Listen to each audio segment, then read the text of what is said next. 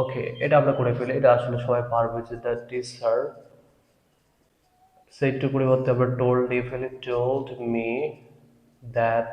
You থাকলে এটা me কে ধরে আই হয়ে যাবে, উইল থাকলে would. Complete the lesson, complete the lesson. Tomorrow থাকলে আমরা দেখতে পারি the following day, the following day ব্যবহার করতে পারি। ওকে, এটাও আমরা সিম্পলি করে ফেলতে পারি যে হি সেইড টু পরিবর্তে told me that he was doing the work. আশা করি এগুলো এখন তোমরা পারবে।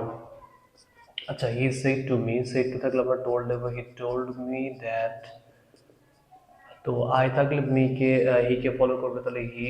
ডু থাকলে ডু এর 1 নম্বর, 2 নম্বর ফর্ম ডিড দ্য ওয়ার্ক।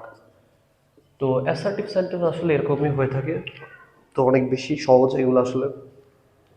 আচ্ছা, যদি এখানে তোমার মাস থাকতো, মাস থাকলে পরে মাস্টের পরিবর্তে আমরা হ্যাড টু ব্যবহার করতে পারি, মাস্টের পরিবর্তে তোমার হ্যাড টু এটাকে ব্যবহার করতে পারি। এটা একটু মনে রাখতে পারো। আর চিরন্তন সত্য বাক্য হলে কোনো পরিবর্তন করা যাবে না।